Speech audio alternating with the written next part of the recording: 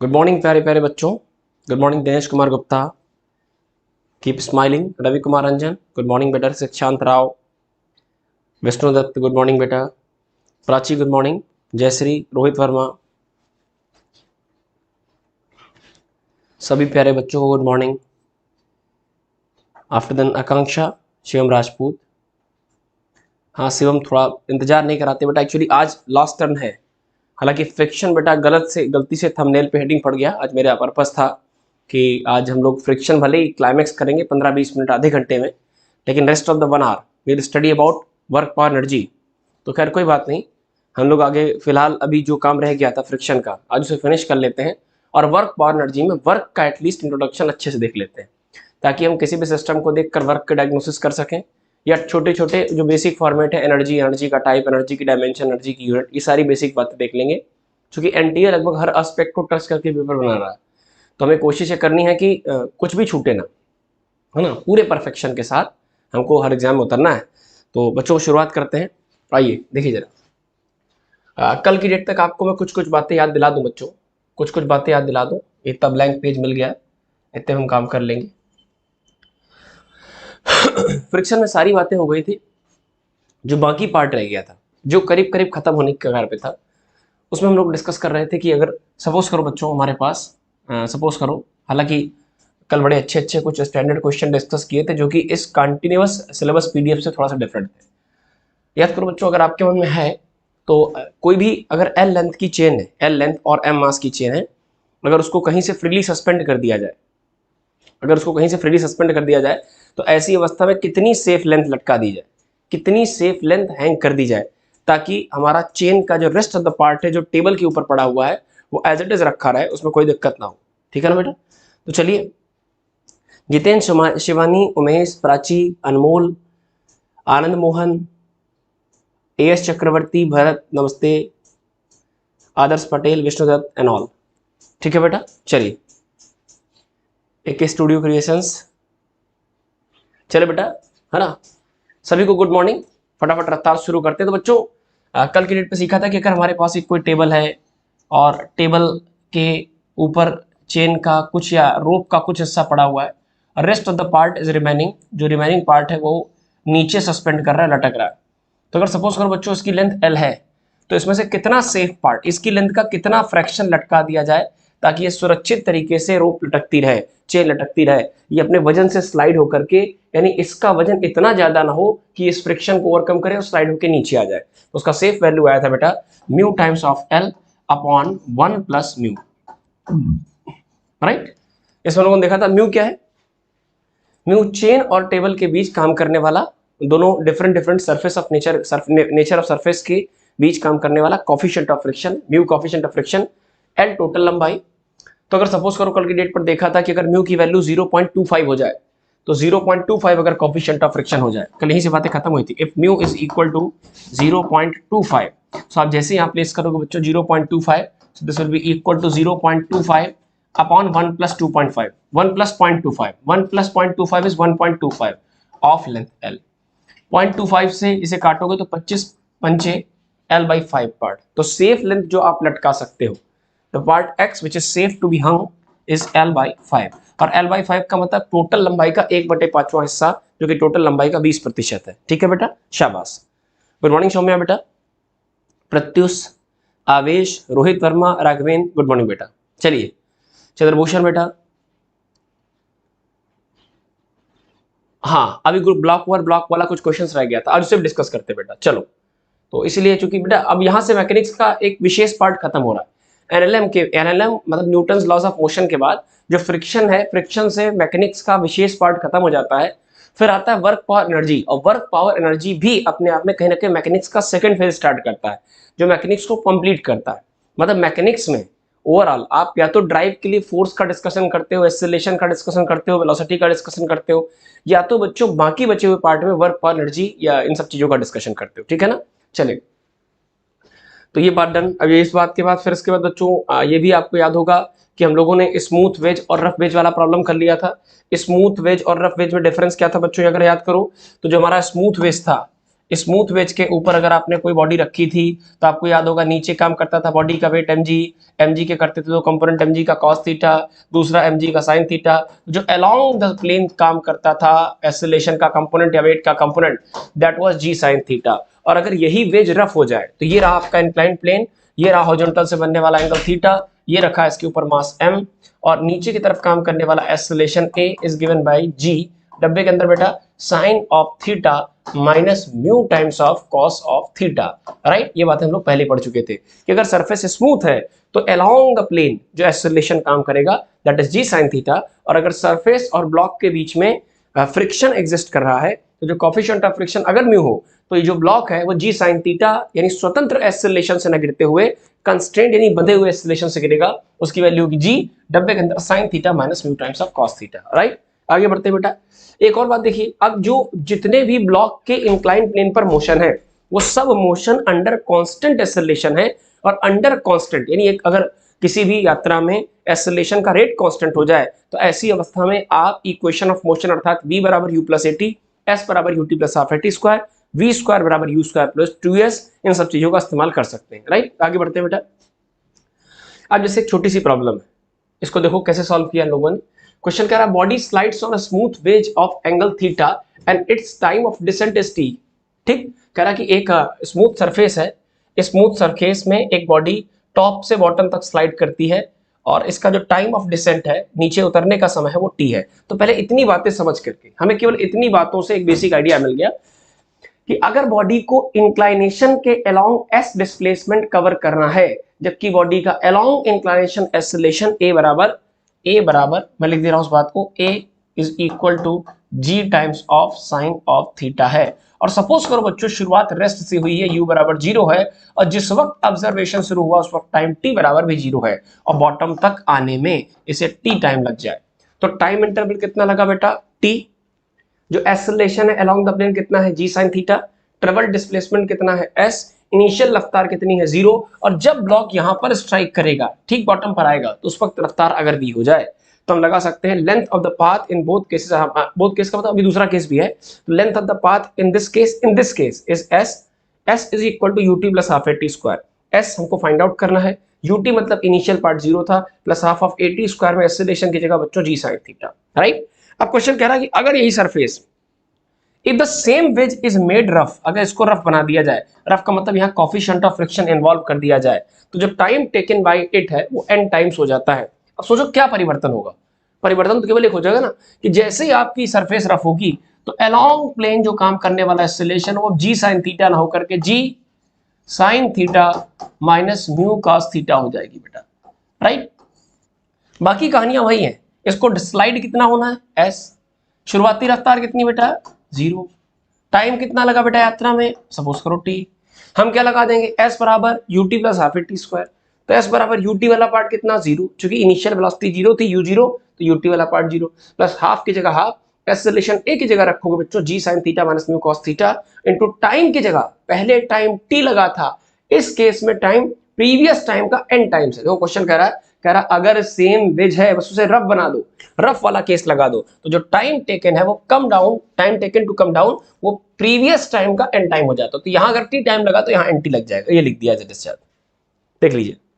Right, अब यहां भी डिस्प्लेसमेंट ऐसा है, यहां भी डिस्प्लेसमेंट ऐसा है, तो अगर s s के बराबर है तो इधर का पार्ट इधर वाले पार्ट के बराबर होगा। यार भाई कॉमन सेंस लगाओ बेटा, अगर g sin थीटा वाला फैक्टर थोड़ा घट गया तो टाइम वाला फैक्टर n टाइम्स बढ़ गया, और ऐसा इसलिए हुआ ताकि इधर दोनों का प्रोडक्ट और इधर दोनों का प्रोडक्ट मेंटेन रहे, तो s s के बराबर अगर कर दिया जाए तो ऐसे केस में half of g sin theta into T square is equal to half of g sin theta minus mu cos theta and T square. दोनों पार्ट आपस में रखे, हाफ से हाफ कैंसिल, देख लीजिए हाफ से हाफ कैंसिल, g से बेटा g कैंसिल, राइट, और बाकी इधर बन जाएगा बेटा हाँ टी स्क्वायर से, ध्यान से देखो टी स्क्वायर से टी स्क्वायर कैंसिल हो जाएगा, बचेगा क्या क्या वो समेटा जाए, जो बचे वो समेटा जाए। देखिए जरा क्या क्या बचा, बहुत धैर्य से देखना बेटा, तो बचा क्या क्या मेरे पास, सब कुछ कैंसिल होने के बाद देखो ध्यान से half half G G T square, जो पार्ट बचा उसमें बचा बेटा ध्यान से देखो, इधर बचा sine theta is equal to sine theta minus mu cos theta into N square. Right, अब एन स्क्वायर को वही छोड़ दो साइन थीटा को इधर ले आओ, या ऐसे पूछा जाए कि अगर हमको coefficient of friction find out करना है, म्यू फाइंड आउट करना है, तो बाकी रेस्ट ऑफ द कैलकुलेशन के लिए देखो आगे बढ़ जाते हैं, सीख लेते हैं। म्यू बराबर डायरेक्ट इन्होंने लिख दिया, हम इसको थोड़ा सा इलेबोरेट कर सकते हैं बच्चों, थोड़ा सा इलेबोरेट कर सकते हैं। देखिए जरा कैसे, देखिए जरा कैसे हाँ जी, तो ये बन जाएगा बेटा sine theta, sine of theta, है ना, ये बन जाएगा sine of theta is equal to sin of theta with n square, so it is n square sin of theta, n square sin of theta minus mu times of cos theta into n square, right? mu cos theta n square को इधर ले आओ, mu cos theta n square को इधर ले आओ, तो बन जाएगा बेटा mu times of n square into cos square theta and that is equal to n square sin of theta, जो जहां था अपनी जगह पर, और बाकी साइन थीटा उधर फेंक दो, so minus of sine theta. Is something common there, वहां कुछ कॉमन है तो उसे अलग कर लो, तो बन जाएगा बेटा mu into N square into cos square of theta, thank you Mishra ji, is equal to sine of theta बेटा कॉमन ले लो, सो डब्बे के अंदर क्या बचा मेरे पास बेटा N square minus of 1, right? Cos square theta को डिवीजन भेज दो तो बचेगा बेटा mu times of N square, कुछ गड़बड़ तो नहीं, नहीं कॉस स्क्वायर थीटा कहाँ थे यार बेटा, ये कॉस थीटा है, it's not cos square theta, ये सिंपल कॉस थीटा है, cos theta mu into N square, cos theta को नीचे भेजोगे बच्चों तो बन जाएगा sine theta upon cos theta goes to tan of theta, और डब्बे के अंदर क्या बचेगा बेटा एन स्क्वायर माइनस 1। अब चाहो तो एन स्क्वायर को यहां से टालो, यहां एन स्क्वायर डिवीजन में आएगा, यहां एन स्क्वायर डिवीजन में आएगा, अल्टीमेट आंसर बनता हुआ म्यू अकेला बराबर टेन ऑफ थीटा, डब्बे के अंदर क्या बचेगा बेटा, डब्बे के अंदर क्या बचेगा एन स्क्वायर से N square cancel, 1 minus 1 upon N square, so 1 minus 1 upon N square, देख लीजिए, राइट? कोई डाउट तो नहीं सर? थोड़ा जूम करके अभी देखते हैं बेटा,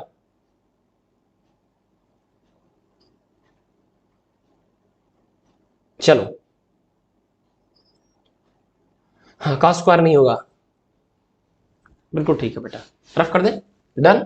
तो ये एक टाइप ऑफ प्रॉब्लम था जिसमें टाइम का डिस्कशन था, और क्वेश्चन का फ्रेम बड़ा अच्छा था, क्वेश्चन का फ्रेम बड़ा अच्छा था बेटा। बस करीब करीब आज ये पार्ट खत्म हो जाएगा, और एक बात और, अब यहां से बेटा एक रफ्तार थोड़ी सी ठीक ये हो जाएगी कि अब मैकेनिक्स में डिटेल डिस्कशन था। एक्चुअली सही बात यह है कि फ्रिक्शन तक वैरायटी ऑफ क्वेश्चंस बहुत थे, हम किसी वैरायटी को स्किप करते, किसी एफबीडी को स्किप करते, किसी टाइप ऑफ क्वेश्चन को स्किप करते, वो गलत हो जाता। एनर्जी में क्या है, एनर्जी में लिमिटेड वैरायटी है, एनर्जी में आपको काइनेटिक, पोटेंशियल और मैकेनिकल तीनों का कॉम्बिनेशन मिलेगा क्वेश्चंस में, या फिर वर्क डन का मिलेगा। तो अब लगभग हर लेक्चर, आज जैसे सपोज करो वर्क को आज इनिशिएट कर देंगे तो कल से परसों में वर्क डन खत्म हो जाएगा बच्चों। कैलकुलेशन के हिसाब से कैलकुलेशन यही बताती है कि लगभग अगर हर चैप्टर को 3 दिन दिया जाए तो भी हमारे पास इतना नंबर ऑफ डेज है कि हम 80% 80% सिलेबस कर पाएंगे, जो कि अभी तक कंसिस्टेंटली मैं करता आ रहा हूँ। नो डाउट आपको लग रहा होगा कि स्पीड या रफ्तार थोड़ी बहुत 19-20 है, वो अपने आप करेक्ट हो जाएगी, मॉडिफाई हो जाएगी जैसी चीजें पड़ेगी। जैसे आज हमारा पूरा पर्पस था कि हम वर्क और एनर्जी डिस्कस करेंगे, लेकिन इसका जो थंबनेल है वो चेंज नहीं हुआ, तो इसलिए हमने सोचा कि लाओ फ्रिक्शन को आज अच्छे से फिनिश कर देते हैं, है ना। अब खैर आगे चलते हैं बेटा। तो क्वेश्चन का फ्रेम क्लियर हुआ ना कि बच्चों सरफेस के अलोंग जो एक्सेलरेशन है वो जी साइन थीटा था, और अगर सरफेस रफ बना दी जाए तो एक्सेलरेशन केवल चेंज होगा। यहाँ टाइम टी लगा तो यहाँ टाइम एन टी लगा, यहाँ एस बराबर UT plus half A T square, यहाँ भी एस बराबर UT plus half A T square. परिवर्तन क्या था, यहाँ टाइम टी, यहाँ टाइम एन टी, यहाँ एक्सेलरेशन ए बराबर जी साइन थीटा, यहाँ G sine theta minus mu cos theta. आगे बढ़ते हैं बेटा, लेट्स प्रोसीड फर्दर।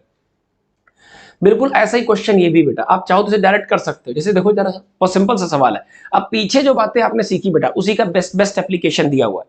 अब अगर हम इस तरह सोचने बैठे हैं तो शायद ना कर पाए, लेकिन अगर हमारे पास ऐसी प्रॉब्लम हम पहले ही कर चुके हैं बेटा, अगर बच्चों क्लियर दिख रहा है, अगर ऐसी प्रॉब्लम बेटा हम पहले ही कर चुके हैं, क्लियरिटी में प्रॉब्लम आ रही कपिल भैया जरा देख लीजिए, अगर बच्चों हम लोग ऐसी प्रॉब्लम पहले कर चुके हैं तो आई डोंट थिंक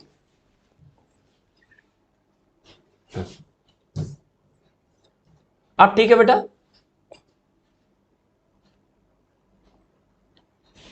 थोड़ा सा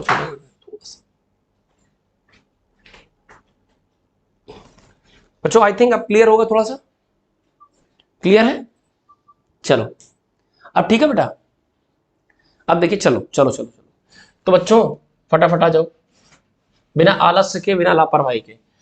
क्वेश्चन पढ़ना और फटाफट स्ट्राइक करना। देखो मुझे तो याद हो गया, वो फ्रेम याद हो गया कि अगर कोई सरफेस रफ है जिसमें कोएफिशिएंट ऑफ फ्रिक्शन म्यू है, उसका इंक्लिनेशन थीटा है, टाइम एक स्मूथ प्लेन के कंपैरिजन में रफ प्लेन में n टाइम्स लग रहा है, तो म्यू बराबर tan theta 1 minus 1 upon n square. आइए लगाते हैं।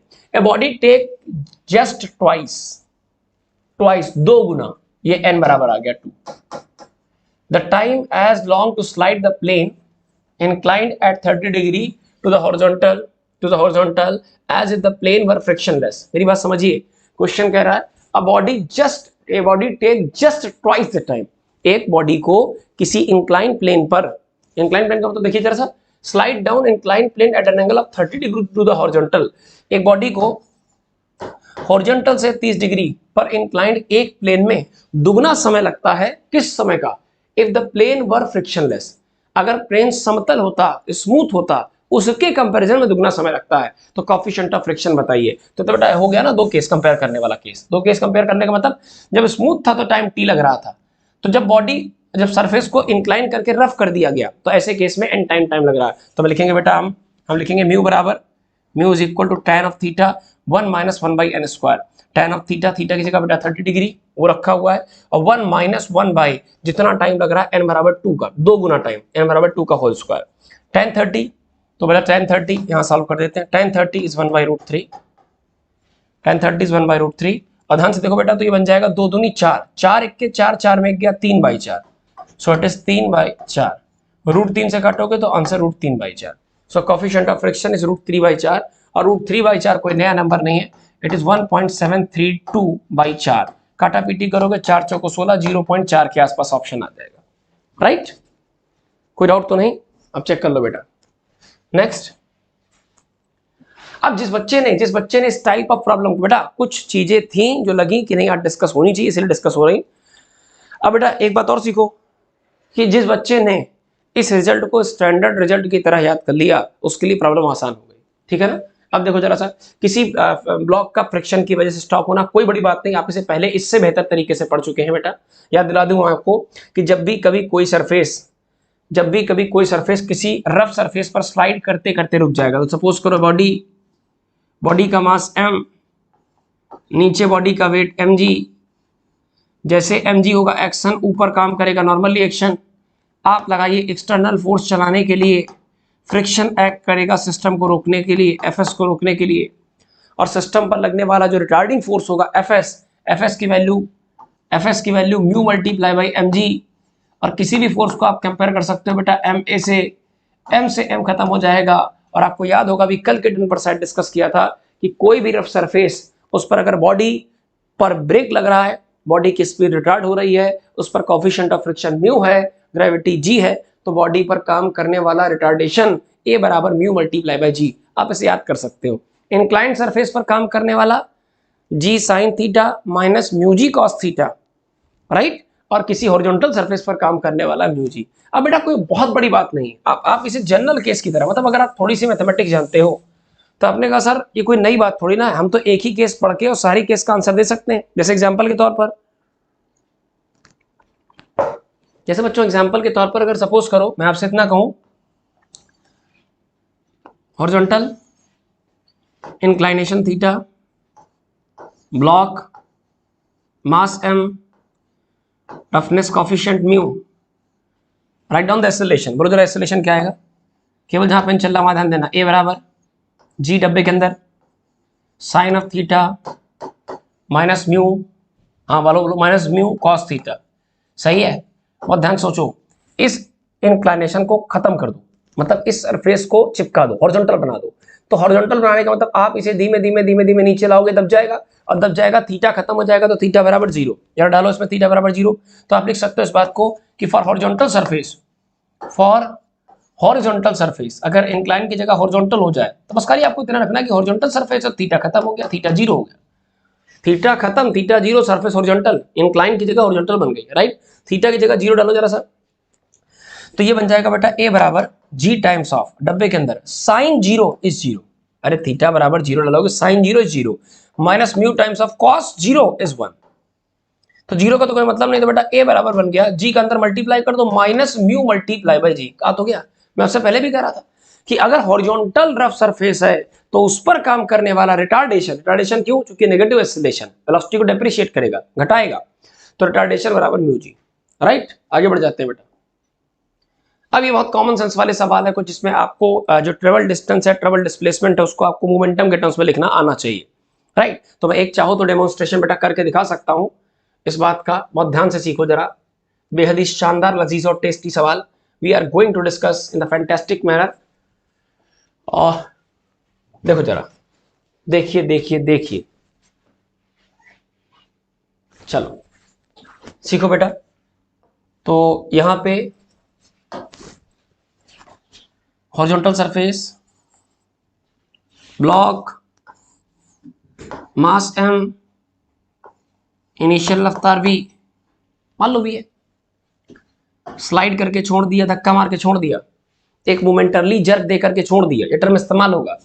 शुरुआती रफ्तार v ऐसे कहते हैं यार, और बताओ शुरुआती रफ्तार v है, अच्छा रफ्तार है तो मोमेंटम होगा, अब मोमेंटम का जनरल फार्मूला p बराबर mv, जर्क पड़ा, यहाँ रफनेस थी तो ब्रेक लगा, ब्रेक बोले तो रिटार्डेशन, रिटार्डेशन बराबर mu multiply by G. Right, T बराबर 0 पे काम शुरू हुआ था, ब्रेक लगा, धीमे धीमे धीमे धीमे धीमे धीमे यहां तक रुक गया मतलब फाइनली स्टॉप कर गया, फाइनली स्टॉप कर गया, तो ultimate velocity comes out to be 0, ultimate momentum comes out to be 0। बस समझिए। अब केवल इतना बता दो मुझे बहुत सोच समझ के कि सपोज करो इस दरमियान इसने एस डिस्टेंस चली हो, आप इसके बारे में क्या क्या लिख सकते हो। आपने कहा सर केवल एक चीज दिखाई दे रही कि अगर रिटार्डेशन यानी एक्सेलरेशन का रेट कांस्टेंट है, इनिशियल रफ्तार कुछ है, फाइनल रफ्तार 0 है, टाइम इंटरवल टी है, तो हम तो इक्वेशन ऑफ मोशन लगा देंगे। तो हम तो लगा सकते हैं वी स्क्वायर बराबर यू स्क्वायर प्लस 2s, तो मैंने लगाया बेटा वी स्क्वायर बराबर you square plus twice of A multiply by S. ध्यान से देखो, वी स्क्वायर का मतलब फाइनल वेलोसिटी स्टॉप कर गया, रुक गया 0, बराबर इनिशियल वेलोसिटी का मतलब क्या वी स्क्वायर बन जाएगा, वी स्क्वायर बन गया प्लस ट्वाइस ऑफ एक्सेलरेशन की जगह बन जाएगा बेटा mu multiply by G with minus sine, तो यहाँ माइनस आ जाएगा, और मल्टीप्लाई बाय डिस्प्लेसमेंट के नाम पर एस। कल इस बात को मैंने लिखा था बेटा कि अगर कोई व्हीकल ब्रेक लगा दे और एस डिस्टेंस चल के रुक जाए जबकि इनिशियल वेलोसिटी उसकी वी है, तो उसमें उसकी ट्रेवल डिस्टेंस का फार्मूला आया था एस बराबर बेटा वी स्क्वायर अपॉन 2 म्यू जी। याद आया कुछ याद करो, दिमाग में जरूर डालो। कोई भी रफ्तार से चलता व्हीकल अगर एस डिस्प्लेसमेंट चलने के बाद फाइनली रुक जाए जबकि व्हीकल के पहियों और सड़क के बीच जो कोएफिशिएंट ऑफ फ्रिक्शन म्यू है, तो आप इसे अपने हिसाब से मोमेंटम फॉर्मेट का बनाइए। आपने कहा सर कौन सी बड़ी बात है, P बराबर mv, P मोमेंटम बराबर मास मल्टीप्लाई वेलोसिटी, तो मोमेंटम अपॉन मास बराबर वेलोसिटी बन जाएगा। बस केवल इस बात को आप चाहें तो इक्वेशन में रिप्लेस कर सकते हैं, तो फार्मूला बन जाएगा S बराबर वी स्क्वायर की जगह P square upon M square. So बच्चों P square upon M square, sorry P square upon M square into 2 mu G. ये भी ठीक है, क्या फर्क पड़ता है देख लीजिए। I think done.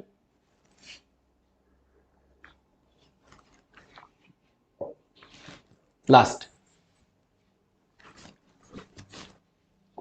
अब कितने टाइम में रुकेगा, v बराबर u प्लस एटी लगा लेना, ये सब पार्ट डन। बेटा बच्चों वाले सवाल है, आराम से आप कर लोगे, बहुत आराम से कर लोगे। हाँ एक बात सच है बेटा, एक बात बिल्कुल सच है कि क्वेश्चन का जो लेवल है वो बहुत हाई फाई कभी नहीं जाता, क्वेश्चन लगभग इसी लेवल का आता है। इससे थोड़ा सा एडवांसमेंट हो सकता है, बहुत ज़्यादा नहीं बेटा, बहुत ज़्यादा वेरिएशन आपको देखने को नहीं मिलेगा। सवाल पढ़ो फटाफट, क्वेश्चन सॉल्व करो जल्दी से, रफ खत्म करते हैं। नेक्स्ट टाइम से बेटा इस तरह का स्लाइड फॉर्म डिस्कस नहीं करेंगे, बहुत डिटेल हो जाता है। एक मार्बल का ब्लॉक है, मास 2 kg है, lying on a ice when given a velocity of 6 metre per second, it is stopped by the friction in 10 seconds, then the coefficient of friction. आपको याद है कि अगर आपने किसी ब्लॉक को वेलोसिटी v दी, हम तो क्यों इतना फोटो बना रहे हैं, v वेलोसिटी दी, अल्टीमेट वेलोसिटी 0 हो गई, टाइम जो लगा वो t लगा, और एक्सेलरेशन की जगह बेटा रफ्तार की घटाने वाला फैक्टर माइनस म्यू जी था, तो आप इस बात को लिख सकते हैं v बराबर u प्लस एटी, मतलब फाइनल वेलोसिटी में लिख रहा हूं, उस बात को देखना ध्यान से। हम लिख रहे हैं बेटा v बराबर u plus eighty, equation first, v मतलब फाइनल वेलोसिटी और ऑब्जेक्ट अल्टीमेटली रुक गया तो फाइनल वेलोसिटी 0, इनिशियल वेलोसिटी के नाम को आपको v वेलोसिटी ऑफर करी गई है, प्लस की जगह प्लस लगा लो, एक्सेलरेशन की जगह बेटा माइनस म्यू जी लगाओगे, और जैसे माइनस म्यू जी लगाओगे तो यहाँ माइनस म्यू जी इंटू टी आ जाएगा। आपको चाहिए टाइम, आप म्यू जी टी को इधर ले आओ, तो बेटा mu G T is equal to V, तो यहां से बेटा आ जाएगा टी बराबर V upon mu multiply by G, T बराबर V upon mu multiply by G. आपको टाइम ही तो चाहिए, हो गया, टी बराबर वी बाई म्यू जी लगा दो, बाकी कैलकुलेशन आप कर ही लोगे। तो टी बराबर म्यू बाई जी लगाओगे तो time taken is equal to V upon mu multiply by G. अब ध्यान से देखो, बॉडी की इनिशियल रफ्तार 6 थी और टाइम कितना लगा था 10 सेकंड। कोएफिशिएंट ऑफ फ्रिक्शन पता करना है, फार्मूले में जो पता है रख दो, जो नहीं पता मिल जाएगा। आगे चलो,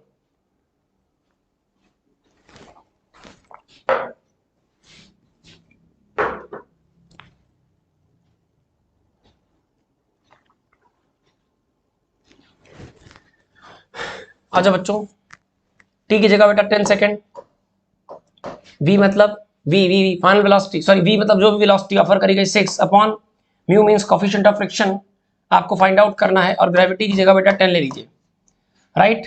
म्यू को ऊपर ले जाओ, so mu is equal to 6 upon 10, पहले से एक 10 नीचे ले आओ, म्यू ऊपर ले जाओ, तो म्यू ऊपर, ये वाला 10 नीचे, 10 10 जा 100, आंसर 0.06। अरे भैया 2 जीरो हटाओगे 2 बार डेसिमल शिफ्ट हो जाएगा, so answer is D part.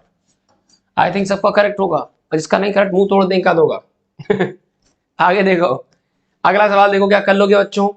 रफ्तार में 2 kg का ब्लॉक है, सवाल देखो ये यहां से पढ़िए, शुरुआत से पढ़िए सवाल फटाफट। 2 kg का ब्लॉक है, start from rest on in smooth surface of inclination 30 degree, length 2 metre, how much travel before coming to rest. आपको एस पता करना है, क्या पता कर लोगे? अरे बहुत आसान सवाल है, आप क्या लगाओगे, वी स्क्वायर बराबर यू स्क्वायर प्लस 2as, बहुत आराम आराम बताना। इनिशियल रफ्तार कितनी रखोगे, 0, और कितना डिस्प्लेसमेंट ट्रेवल किया यानी एस पूछ रहा है, लेंथ कितनी है 2 metre, right. How much will it travel before coming to rest on a surface with a coefficient of friction of this much. तो बच्चों बहुत सिंपल सा सवाल है, आपको खाली इतना चेक कर लेना। अच्छा ये इंक्लाइन सरफेस है, block of mass this much, western incline smooth surface, ठीक है। तो बेटा तो इंक्लाइनेशन का क्वेश्चन है, इंक्लाइनेशन का क्वेश्चन है, तो इसमें म्यूजी तो नहीं लगेगा बेटा, आई डोंट थिंक सो।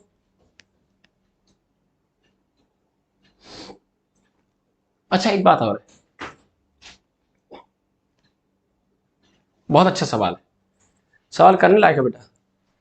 कह रहा भैया अगर स्मूथ सरफेस थी, अगर कह रहा है स्मूथ सरफेस थी तो उसमें म्यू अलग है, और अगर रफनेस आ जाएगी तो उसमें म्यू अलग है। अब समझो ध्यान से, 2 kg का mass start from rest on incline smooth surface with inclination 30, length उसने 2 मीटर ट्रेवल करी।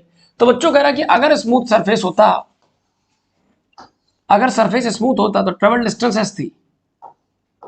अच्छा सरफेस स्मूथ होता तो एक ही जगह बच्चों जी साइन थीटा इस्तेमाल होता, तो ट्रेवल डिस्टेंस कितनी होती, 0 से चलते कोई भी रफ्तार पकड़ लेते, आप लगाते वी स्क्वायर बराबर 0 square plus 2 AG sine theta, 2G sine theta. तो यहां था बेटा एस बराबर we square upon 2G sine theta, right. ये कब की बात है, ये तब की बात है अगर आपकी सरफेस स्मूथ होती। अब अगर फ्रिक्शन इन्वॉल्व हो जाए, अगर फ्रिक्शन आ जाए बेटा, तो फ्रिक्शन आने के केस में फिर हमें एस चेंज करना पड़ेगा। कुछ गलती नहीं कर रहे हैं? हाँ यहां से वी पता चल जाए कि शुरुआती रफ्तार कितनी थी, तो एस कितना बेटा क्वेश्चन में दिया गया 2 metre, that is equal to we square find out करना है अपॉन 2 की जगह 2, जी की जगह 10, और साइन थीटा की जगह साइन 30 1/2, 2 से 2 खत्म, तो वी स्क्वायर बराबर क्रॉस मल्टीप्लाई 20, तो वी बराबर √20, वी बराबर √20 इन टर्म्स ऑफ मीटर पर सेकेंड, राइट। आगे देखो, how much will it travel before coming to the rest on a surface with a coefficient of friction 0. अब मेरी बात समझना, इंक्लिनेशन खत्म है, कह रहा how much it will travel coming to rest on a surface with a coefficient of friction. वो on a surface, एक सरफेस की बात कर रहा, वो सरफेस नहीं जो इंक्लाइन वाली थी। इंक्लाइन होती तो बेटा एक्सेलरेशन अब जो आएगा वो जी sine theta minus mu G cos theta होगा। वो कह रहा है कि अगर ढलान में कोई बॉडी अगर चलना शुरू करे तो बॉटम तक इतनी रफ्तार पकड़ लेगी। कह रहा अगर इसी रफ्तार से एक हॉरिजॉन्टल सरफेस पर इसको स्लाइड कर दिया जाए तो कितनी देर चलने के बाद रुक जाएगी। तो हॉरिजॉन्टल सरफेस पर जो स्टॉपिंग डिस्टेंस होती है उसका जनरल फार्मूला होता है बेटा, आपको याद होगा, एस बराबर we square upon 2 times of mu multiply by G. अरे वी स्क्वायर तो पता चल जाएगा, यहां से पता चल जाएगा, 2 रहेगा, कोएफिशिएंट ऑफ फ्रिक्शन आप पता, कोएफिशिएंट ऑफ फ्रिक्शन आपको पता हो जाएगा, सेम सरफेस है, कोएफिशिएंट ऑफ फ्रिक्शन 0.25, 0.25 हो जाए, ग्रेविटी 10 हो जाएगा, तो बेटा एस पता चल जाएगा, कर लोगे।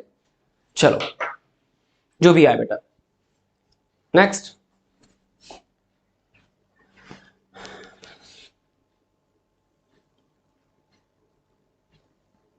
बहुत अच्छा सवाल, देखिए जरा सीखिए, नकल लगाइए। हालांकि इन्होंने वर्क एनर्जी थ्योरम से करने की कोशिश की है, आप बच्चों इसे अपनी तरीके से करिए, आप इसे अपनी तरीके से करने की कोशिश कीजिए, आप इसे अपनी तरह से करने की कोशिश करें। Stopping of 2 blocks due to friction, 2 blocks का स्टॉप करना ड्यू टू फ्रिक्शन। चलो भाई आराम आराम से सीखो, बहुत आसान है बेटा। करना क्या है कि आपने 2 ब्लॉक्स को कंप्रेस करके रिलीज कर दिया, और फ्रिक्शन की वजह से ये भी रुक जाएगा, फ्रिक्शन की वजह से ये भी रुक जाएगा, राइट। तो एक तो एनर्जी बैलेंसिंग से लगा सकते हो, दूसरा फोर्स बैलेंसिंग से लगा सकते हो। मान लो रिलीज होते वक्त इसकी रफ्तार v थी, इसने डिस्टेंस s1 चली, और अल्टीमेट रफ्तार यहां तक v हो 0 हो गई, तो आप तो सिंपल तरीका लगा सकते हो बेटा, v square upon 2 mu g is equal to s1, that's it. अब v स्क्वायर की जगह p बाई m रख सकते हो। देखो, अरे बेटा कौन सी नई बात दिखी है, देखो हम कह रहे हैं आप एनर्जी कॉन्सेप्ट से मत चलो बच्चों, आप चलो बेसिक कॉन्सेप्ट से। आपने कहा सर स्टॉपिंग डिस्टेंस का मुझे फार्मूला आता है, सेम क्वेश्चन देखो जरा, अरे क्वेश्चन का फॉर्मेट कोई नया नहीं है, ब्लॉक को कंप्रेस करके छोड़ दिया है, ये वाला इधर कुछ देर खिसक करके 0 और ये वाला इधर कुछ देर खिसक करके 0। तो स्टॉपिंग डिस्टेंस का जनरल फार्मूला होता है बेटा, याद रखना पड़ेगा, S is equal to we square upon 2 mu G. बोलो बेटा, अब आप चाहो तो वेरिएशन कर सकते हो, आप v की जगह वेलोसिटी की जगह मोमेंटम अपॉन मास डाल सकते हो, मोमेंटम अपॉन मास, ऊपर भी स्क्वायर नीचे भी स्क्वायर, बाकी 2 mu multiply by g as it is रहेगा। देख लो भाई, लेट्स कट कॉपी पेस्ट, आप चाहो तो कॉपी पेस्ट कर लो, सेम आंसर मिल जाएगा। वो देखो मिला लो, s बराबर p square upon 2 mu g m square, मिला लो। हम एनर्जी कॉन्सेप्ट से गए नहीं, हमें खाली जो आता था उसी में थोड़े से इंप्लीमेंटेशन कर लिए, राइट। आगे चलें, नेक्स्ट बेटा।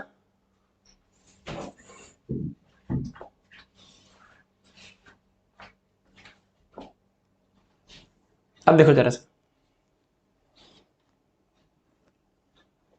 अब अगर मासेस अलग अलग थे बेटा, तो उनकी जो डिस्टेंसेस है मासेस, वैसे भी momentum square upon mass square आ रहा था। तो ये हालांकि सही कॉन्सेप्ट ये है कि 2 ब्लॉक्स अगर कंप्रेस करके छोड़ दिए जाए, तो m1 ब्लॉक के लिए m2 एक्सटर्नल है, m2 के लिए m1 एक्सटर्नल है, लेकिन दोनों मिलकर एक सिस्टम बना रहे हैं, और दोनों को एक्सटर्नल फोर्स लगा करके कंप्रेस करके छोड़ दिया। अब दोनों बीच में लगी स्प्रिंग जैसे इंटरनल फोर्स से भागेंगे। जब इंटरनल फोर्स से भागेंगे यानी एक्सटर्नल फोर्स का अभाव होगा, तो मोमेंटम कंजर्व रहेगा। तो जितने मोमेंटम के साथ m1 वाला आगे भागेगा, उतने मोमेंटम के साथ m2 वाला पीछे भागेगा। तो डिस्प्लेसमेंट s1 s2 का रेशियो लोगे, so s1 by s2 is equal to momentum 1 का square upon 2 m square mu G. Similarly displacement 2 की जगह momentum square upon 2 m square mu G. Momentum same तो कट जाएगा, मासेस ब्लॉक के अलग अलग थे, तो m1 m2 ले लो बेटा, 2 से 2 खत्म, म्यू से म्यू खत्म, जी से जी खत्म, तो बन जाएगा बेटा m2 square upon m1 square. ये देखिए सेम आंसर आ गया, बस आपकी अप्रोच सही होनी चाहिए बेटा, इजी है। चलो ये बच्चों एनर्जी कॉन्सेप्ट, इजी क्वेश्चन। ये कार्ट वाला क्वेश्चन याद करो बेटा, कल हम लोग कर चुके हैं। इसमें एक कार्ट जो कि एक्सेलरेशन से चल रही, उस पर कोई ब्लॉक अगर स्यूडो फोर्स बस स्टिक हो जाए, चिपक जाए, या पीछे की तरफ एक्शन करे, एक्शन रिएक्शन वाला खेला जाए, तो एम ब्लॉक के पीछे चिपक जाने से क्या कह सकते हो कि नॉन इनर्शियल फ्रेम के आगे बढ़ने पर इस पर पीछे की तरफ लगा एक स्यूडो फोर्स, और इसी से मिला इसको एक्शन, एक्शन ने किया नॉर्मल रिएक्शन, नॉर्मल रिएक्शन को म्यू से मल्टीप्लाई कर दो तो मिल जाएगा फ्रिक्शन फोर्स म्यू एन, और μ1 और mg की आपस में होगी लड़ाई, और ना गिरने की शर्त है कि μ1 बड़ा या बराबर होना चाहिए mg के। राइट, ये कल हम लोग डिस्कस कर चुके हैं बेटा। नेक्स्ट क्वेश्चन,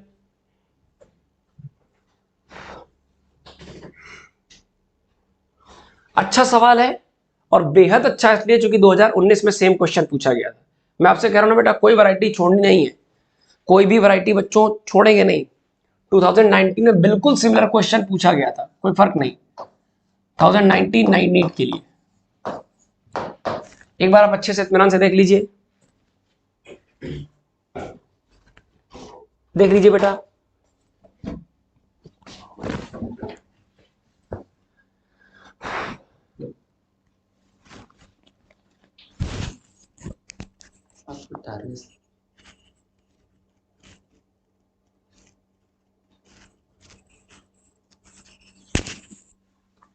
डन बच्चों, इत्मीनान से देखो, हम थोड़ा सा हिंट कर दे रहे हैं कि sticking of a person to the wall of rotor, कि कोई सिलेंड्रिकल शेप है बेटा, ध्यान से देखो डायग्राम पर, कोई सिलेंड्रिकल शेप है, उस पर उस सिलेंड्रिकल शेप को एक एक्सियल वेलोसिटी दी गई है ओमेगा, जिससे वो घूम रहा है, और उसके अंदर रखे किसी भी बॉडी को इसके साथ साथ घूमने के लिए सेंट्रीपेटल या सेंट्रीफ्यूगल फोर्स का अरेंजमेंट करना पड़ेगा बेटा।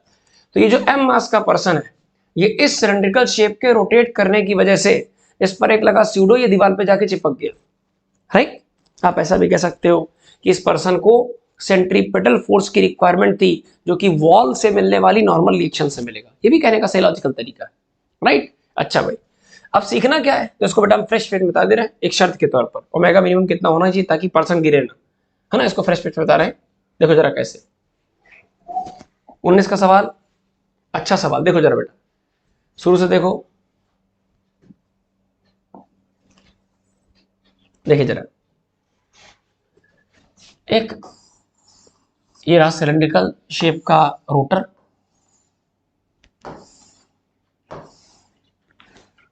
राइट, और ये रोटर अपनी एक्सिस के अबाउट ओमेगा रफ्तार से घूम रहा है। राइट, अब अगर इसके अंदर कोई मास है, कोई पर्सन है, कुछ भी हो जाए, ये रहा, इसका मास m है। अब रोटर घूमेगा तो उसके अंदर रखा हुआ हर ऑब्जेक्ट कहीं ना कहीं इनर्शियल फ्रेम का हिस्सा बन गया, नॉन इनर्शियल फ्रेम का हिस्सा बन गया, क्योंकि इस रोटर के पास एक एक्सियल एक्सेलरेशन आ गया। राइट, अच्छा, अगर ये नॉन इनर्शियल बन गया तो इसके अंदर रखे हर ऑब्जेक्ट को स्यूडो महसूस होगा। कहां की तरफ स्यूडो महसूस होगा? एम बॉडी का मास है, ए फ्रेम का एक्सेलरेशन है, फ्रेम इस एक्सिस के चारों तरफ घूम रहा, फ्रेम के हर पार्ट में एक्सेलरेशन टुवर्ड सेंटर है, तो फ्रेम के एक्सेलरेशन के अपोजिट यानी इस मास पे जो एक्सेलरेशन होगा वो बाहर की तरफ होगा, तो स्यूडो फोर्स बाहर लगेगा। एक कहने का तरीका। आपने कहा नहीं सर हम थोड़ा सा और प्रैक्टिकल जाना चाहते हैं, तो हमने कहा जब ये सिलेंड्रिकल रोटर घूमेगा तो इसके अंदर ये जो एम मास है ये भी दीवार से चिपक कर साथ साथ सर्कुलर मोशन परफॉर्म करना चाहेगा, लेकिन सर्कुलर मोशन परफॉर्म करने के लिए हर बॉडी को एक एडिशनल फोर्स यानी नॉर्मल हर बॉडी को सर्कुलर मोशन परफॉर्म करने के लिए mv²/r सेंट्रीपेटल फोर्स की रिक्वायरमेंट होती है, जो कि उसे फोटो से मिलेगा। और फोटो में ध्यान से देखो तो अगर पर्सन दीवार से चिपक जाए और दीवार को करे प्रेसिंग एक्शन तो he will get equal and opposite normal reaction. तो पर्सन जब दीवार से चिपक गया तो पर्सन को मिला नॉर्मल रिएक्शन अंदर की तरफ, पर्सन ने दीवार को प्रेस किया एक स्यूडो फोर्स से बाहर की तरफ, कितना स्यूडो फोर्स? ma। तो रोटर के अंदर एक पर्सन ने दीवार को प्रेस किया ma से, पर्सन को मिला नॉर्मल रिएक्शन n, तो n बराबर ma। Right, each and every action person द्वारा दीवार पर किया गया एक्शन इसे मिलेगा वापस रिएक्शन के फॉर्म में। अब देखो ध्यान से, अब ना ही पर्सन अंदर फेंका जा रहा ना ही ये रोटर की दीवार फाड़ के बाहर जा रहा, इसका मतलब इस पर हॉरिजॉन्टल बैलेंसिंग है, तो ma और n आपस में बराबर, तो इस बात को लिख रहा हूं n is equal to ma। अब what is a? a means acceleration. ये ट्रांसलेटरी फ्रेम नहीं बेटा, जिसके पास a एक्सेलरेशन ट्रांसलेशन वाला होगा, ये तो रोटेटरी फ्रेम है, और रोटेटरी फ्रेम का एक्सेलरेशन होता है a बराबर v²/r सर्कुलर केस में, तो बेटा आप इसे v²/r या mr ओमेगा स्क्वायर लिख सकते हो। राइट, अब देखो जरा सा, अरे बच्चों अगर कोई बॉडी किसी सर्कुलर ट्रैक में विदाउट सेंट्रल सपोर्ट अगर दीवार से या किनारे से चिपक कर घूम रही है तो बॉडी को सर्कुलर मोशन परफॉर्म करने के लिए चाहिए centripetal force, formula mr omega square, m r omega square का बाहर की तरफ एक्शन अंदर की तरफ मिलेगा इक्वल अपोजिट नॉर्मल रिएक्शन, तो एन बराबर एम आर ओमेगा स्क्वायर वो लिखा हुआ। करेक्ट। अब देखो ध्यान से, बॉडी अपनी वजन की वजह से कहां गिरना चाहेगी, नीचे की तरफ गिरना चाहेगी, नीचे की तरफ गिरना चाहेगी, तो दीवार से सटकर स्लाइड करेगी, बॉडी करेगी स्लाइड डाउन नीचे की तरफ, फ्रिक्शन लगेगा बेटा कहां की तरफ, ऊपर की तरफ, एफ एस। राइट, तो ऊपर की तरफ काम करने वाला फ्रिक्शन एफ एस, ऊपर की तरफ काम करने वाला फ्रिक्शन एफ एस। अब देखो क्या होना चाहिए, आपने कहा सर ये गिरने ना पाए पर्सन, दीवार से चिपका चिपका घूमता रहे, तो ऊपर की तरफ काम करने वाला फ्रिक्शन का जो मैक्सिमम वैल्यू है वो mg को जैसे तैसे बैलेंस कर ले, यानी या तो ये mg से बड़ा हो जाए फ्रिक्शन, और या तो mg के बराबर हो जाए। तो रखो जरा सा फ्रिक्शन की वैल्यू क्या रखा जाए, m r omega square greater than r equal to mg, m से m खत्म, बचा क्या, r omega square greater than r equal to g। अब एक बात और यहां सीखने लायक है बेटा, अरे ये क्या लिख दिया हमने, एक मिनट बेटा, एक मिनट, mg और फ्रिक्शन की लड़ाई है ना, तो ना गिरने के लिए एफ एस मैक्स की वैल्यू वजन से, एफ एस मैक्स की वैल्यू वजन से या तो बड़ी हो या तो बराबर हो बेटा, या तो बड़ी हो, बेटा बढ़ा रहे हैं, धैर्य रखो थोड़ा सा, कल से आपको स्पीडी मिलेगी फिर, प्रसाद मत भरत। तो एफ एस मैक्स कितना होगा बेटा, तो एफ एस मैक्स बराबर म्यू मल्टीप्लाई बाई एन, तो mu multiply by N greater than are equal to M multiply by G, और म्यू मल्टीप्लाई बाई एन की जगह बेटा क्या रखें, एन की जगह रख दो, एन की जगह m r omega square, m r omega square greater than are equal to M multiply by g, m से बेटा एम खत्म, तो यहाँ से बेटा आ जाएगा omega square that is equal greater than are equal to omega square greater than are equal to बेटा G upon mu times of R, mu times of R. अब देखो सीखना क्या है, फ्रिक्शन का मैक्सिमम वैल्यू इससे बड़ा हो या म्यूएन का मैक्सिमम वैल्यू म्यूएन इससे बड़ा हो, कम से कम इससे बड़ा हो, तो आप ऐसा भी कह सकते हो कि F S max maximum limited friction का कम से कम वैल्यू, अच्छा ये वेरिएबल है क्योंकि ओमेगा इसमें आ रहा है, तो आप कह सकते हो ये नंबर कम से कम, इस नंबर की कम से कम वैल्यू इससे बड़ी हो, शर्त है कम से कम बड़ी हो, तो ओमेगा मिनिमम, सो ओमेगा को ओमेगा मिनिमम भी लिख सकते हैं, ओमेगा मिनिमम कम से कम at least greater than are equal to root of, भाई स्क्वायर हटाओगे रूट आएगा, root of G by mu R आ जाएगा, दैट्स इट। ओमेगा मिनिमम इस फ्रेम के मिनिमम घूमने की वो रफ्तार है जिसमें ये बॉडी रोटर की दीवार से स्टिक कर जाए और अपने वजन की वजह से भी ना गिर पाए, क्योंकि इस पर लगने वाला फ्रिक्शन ऊपर की तरफ इस बॉडी के वजन को ठीक ठीक बैलेंस कर ले। उसके लिए ओमेगा की जो मिनिमम वैल्यू है वो कम से कम जी बाई म्यू आर रूट के अंदर इससे बड़ी होनी चाहिए, राइट, आई थिंक डन। तो बेटा यहां से सारी बातें खत्म होती हैं, देखते जरा शायद कुछ पार्ट बचाओ, आई डोंट थिंक सो, मुझे लग नहीं रहा बेटा, रोटर वाला पार्ट हो गया, बाकी अब बच्चों सैंपल क्वेश्चंस हैं, ये पीडीएफ आपको शेयर कर दी गई थी और आप उम्मीद है बेटा इसे सॉल्व कर चुके होंगे, राइट। कुछ बच्चों को कहना था ब्लॉक ओवर ब्लॉक वाला सिस्टम, तो एक बार ब्लॉक ओवर ब्लॉक देख लेते हैं, देखो जरा इसे एक फ्रेश पेज पे देखते हैं, लास्ट पार्ट जैसे ही खत्म हो जाएगा बेटा आज हम क्लास बिल्कुल रिलीज कर देंगे, आपको फ्री कर देंगे, कल हम लोग मुलाकात करेंगे वर्क फॉर एनर्जी के साथ, ठीक है ना बेटा, देखिए जरा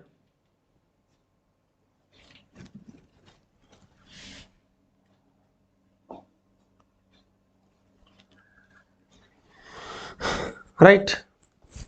तो ब्लॉक और ब्लॉक सिस्टम की बात करते हैं, आखिरी आर्टिकल, प्लेन सरफेस, इसके ऊपर एक ब्लॉक, मान लीजिए ब्लॉक का मास बच्चों 4 किलो है, 4 kg, और इसके ऊपर एक और ब्लॉक रख दीजिए, इसका मास मान लीजिए बेटा 2 kg।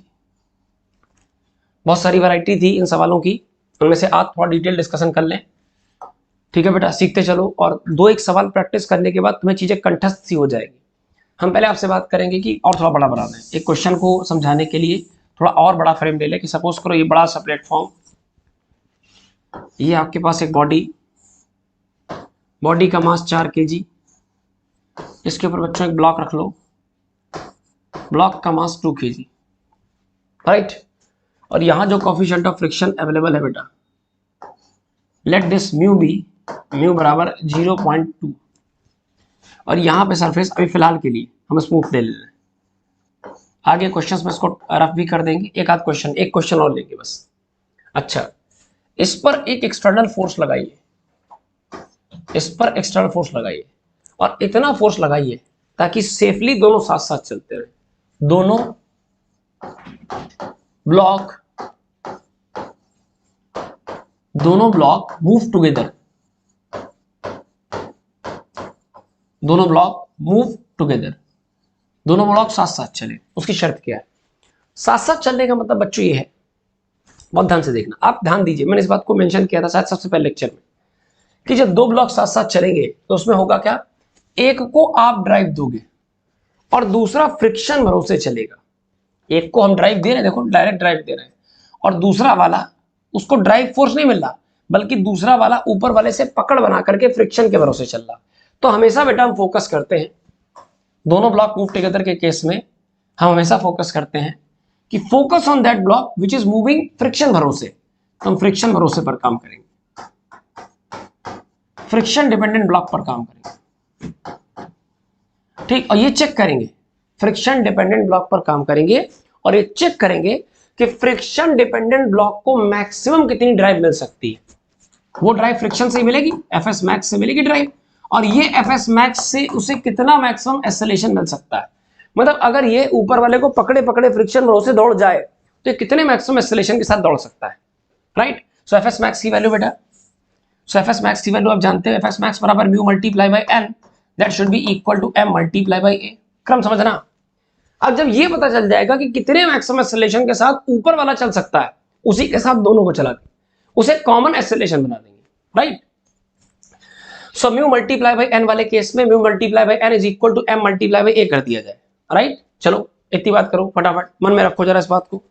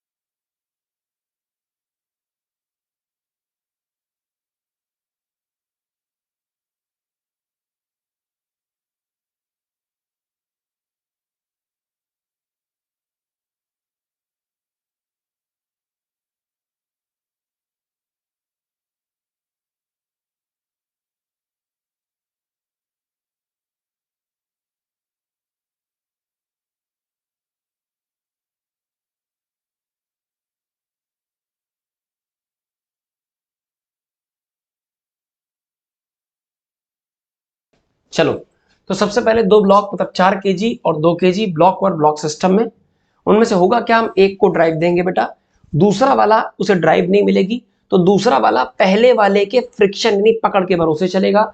हमें प्रॉब्लम में उस ब्लॉक पर फोकस करना है बेटा जो फ्रिक्शन पर डिपेंडेंट है, जो फ्रिक्शन के भरोसे चल रहा है। तो ध्यान से देखिए बेटा, फ्रिक्शन के भरोसे चलने वाले पर ये लाइनें रटी होनी चाहिए, फ्रिक्शन भरोसे चलने वाले ब्लॉक को ये देखो कितना मैक्सिमम फ्रिक्शन मिल सकता है और वो मैक्सिमम फ्रिक्शन इसे कितनी बढ़िया ड्राइव दे सकता है, उससे एक्सेलरेशन निकालो और यही एक्सेलरेशन दोनों का कॉमन एक्सेलरेशन कर दो, सवाल खत्म, राइट। तो इतना करेंगे, क्यों, दो स्टेप की बात करेंगे, यहां से एक्सेलरेशन निकालो, इस एक्सेलरेशन को कॉमन एक्सेलरेशन कर दो, राइट है ना।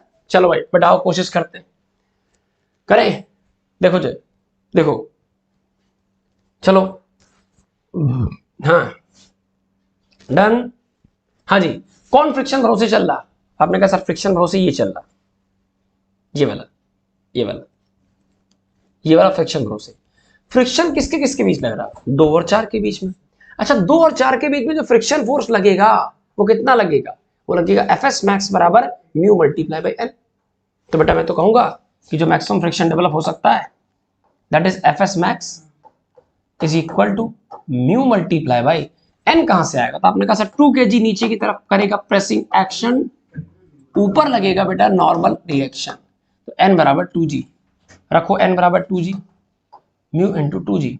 ये मत समझना कि ये 4g अपना नीचे 4 लगेगा, ना ना ना, वो फ्रिक्शन यहां का मिलेगा, आपको इन दोनों के बीच का फ्रिक्शन चाहिए, तो दोनों के बीच काम करने वाला फ्रिक्शन इसकी नॉर्मल रिएक्शन डिसाइड करेगा, राइट।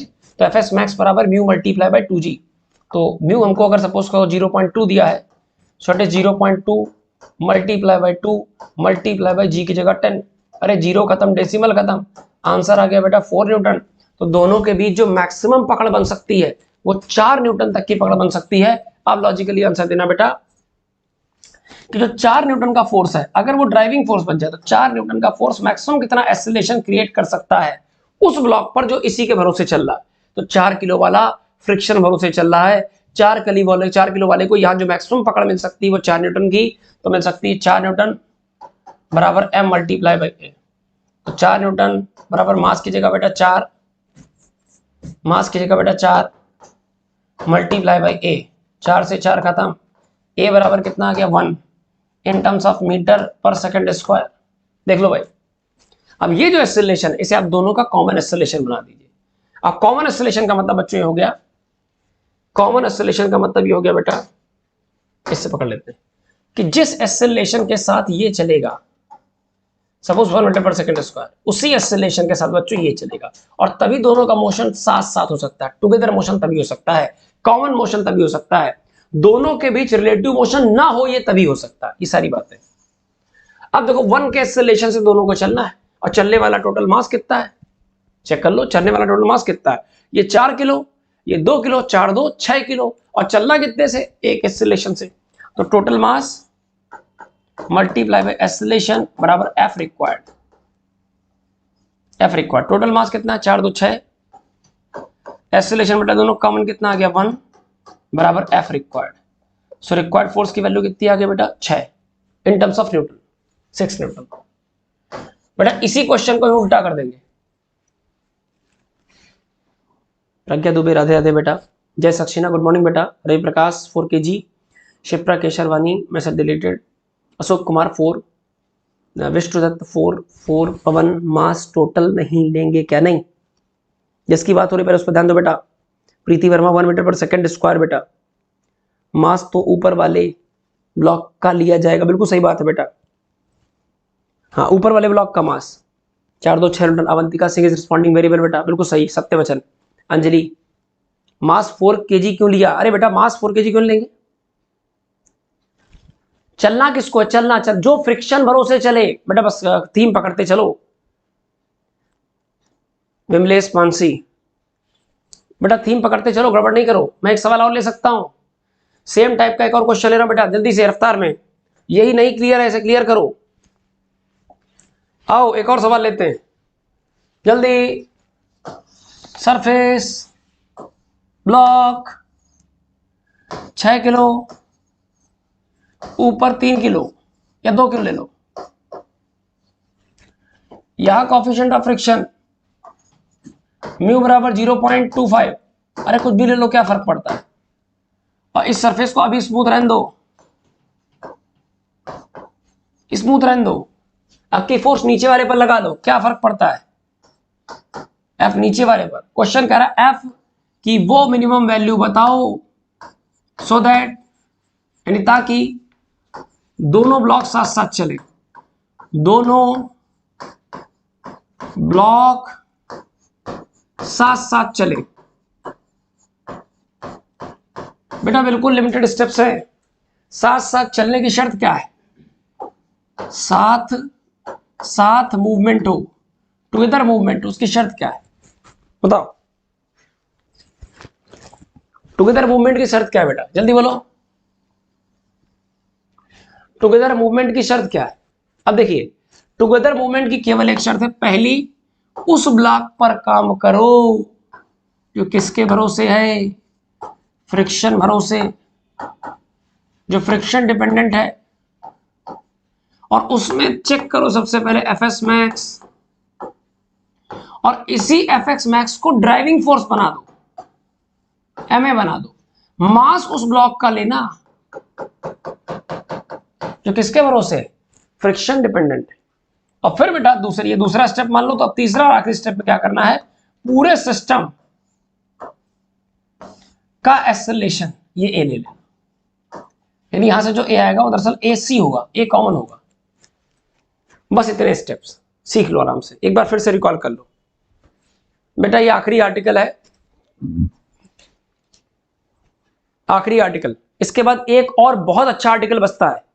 अब बेटा आराम से फोकस करते रहो, एक बहुत अच्छा, हाँ रेटिव वेलोसिटी 0 हो जाए बेटा,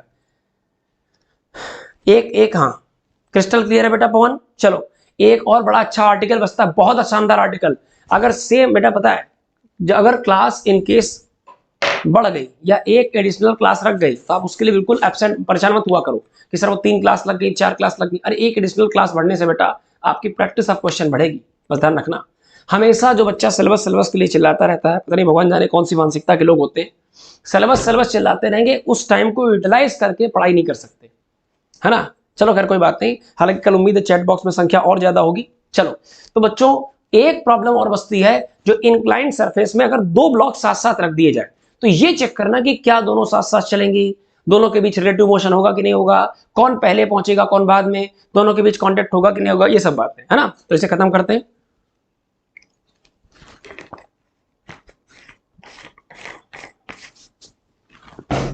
आइए चलो बेटा उठा लो वहां से। हाँ भाई आप किस पर धक्का लगा रहे हैं? आपने कहा सर हम तो 6 किलो में धक्का लगा रहे हैं, 6 किलो को खींच रहे हैं। अच्छा 6 किलो को खींचोगे, उसके ऊपर कौन रखा है? 2 किलो। अब 2 किलो किसके भरोसे चलेगा? ड्राइविंग फोर्स के भरोसे की बीच के फ्रिक्शन के भरोसे? 2 किलो ने इस फ्रिक्शन की मदद से पकड़ बना रखी है। तो हम 2 किलो, हम समझ गए 6 किलो चलेगा ड्राइव भरोसे और 2 किलो चलेगा बेटा फ्रिक्शन भरोसे, फ्रिक्शन के भरोसे। तो हम 2 किलो पर काम करेंगे। तो हमने डिसाइड कर लिया कि हम 2 केजी ब्लॉक पर काम करेंगे। अब 2 किलो वाले ब्लॉक से बात करो, इससे पूछो कितना फ्रिक्शन काम कर रहा है। कहने का सर फ्रिक्शन तो यहां है। भाई जैसे ही ब्लॉक चलेगा आगे तो इसे भी चलना पड़ेगा आगे, तो इसे आगे चलाने के लिए फ्रिक्शन इस पर आगे की तरफ लगेगा और वही फ्रिक्शन इसमें पीछे की तरफ लगेगा। अरे भाई इस सरफेस, इस 6 किलो का 2 जगह से कांटेक्ट है, नीचे से, लेकिन नीचे सरफेस स्मूथ है, फ्रिक्शन लगेगा नहीं। ऊपर से, ऊपर सरफेस में रफनेस है, तो इसके आगे बढ़ने का फ्रिक्शन पीछे अपोज करेगा। और फ्रिक्शन एक रियल फोर्स है जो कि एक्शन रिएक्शन के फॉर्म में काम करेगा। अगर 2 किलो 6 वाले पर फ्रिक्शन लगाएगा पीछे, तो 6 वाला 2 वाले पर फ्रिक्शन लगाएगा आगे। तो 2 वाला 6 पर फ्रिक्शन लगाकर रोकना चाहेगा और 6 वाला रिलेटिव मोशन ना होने पाए, इसलिए 2 किलो पर फ्रिक्शन लगा के साथ साथ चलाना चाहेगा। दोनों काम एक ही कर रहे हैं, ठीक है ना। तो सबसे पहले सर्च करो फ्रिक्शन डिपेंडेंट कौन है। तो ये तो बेटा ड्राइव डिपेंडेंट है, ये बचा फ्रिक्शन डिपेंडेंट। अब चेक करते हैं बेटा फ्रिक्शन लगेगा कितना, फ्रिक्शन की मैक्सिमम अवेलेबल वैल्यू कितनी है।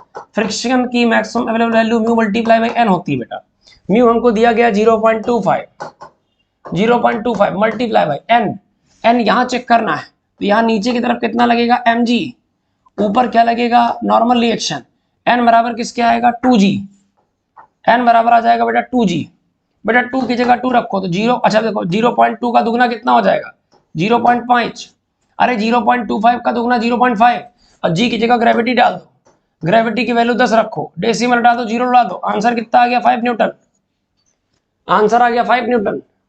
इन दोनों के बीच काम करने वाली मैक्सिमम पकड़, मैक्सिमम फ्रिक्शन एफएस मैक्स बराबर म्यू एन। म्यू की जगह कोएफिशिएंट ऑफ फ्रिक्शन और एन की जगह ऊपर वाले का नॉर्मल रिएक्शन, राइट। तो 5 न्यूटन। अब 5 न्यूटन से कौन चलेगा, 2 किलो वाला चलेगा। तो देखो जरा एक्सेलरेशन कितना चाहिए, ये कॉमन एक्सेलरेशन हमने कहा था ना, जो एफएस मैक्स आया करे उसे एमए के बराबर कर दो, कर दो। एफएस मैक्स कितना आया 5 न्यूटन बराबर, इसे एमए के बराबर कर दो।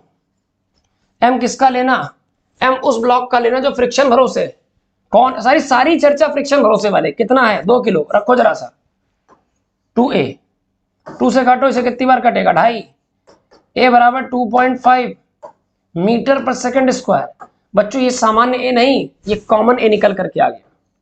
ऊपर वाला करे भैया हमारी औकात ज्यादा नहीं, हम फ्रिक्शन भरोसे चलना है, कृपया आप मेरे साथ साथ अगर एक्सेलरेशन चले तो दोनों लोग का कॉमन एक्सेलरेशन हो जाएगा।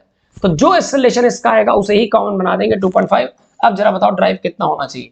तो बच्चों आपने कहा अगर ड्राइव की बात करें, आप सीखो, अगर अब ड्राइव की बात करें तो दोनों को यदि कॉमन एक्सेलरेशन 2.5 से ड्राइव दी जाए,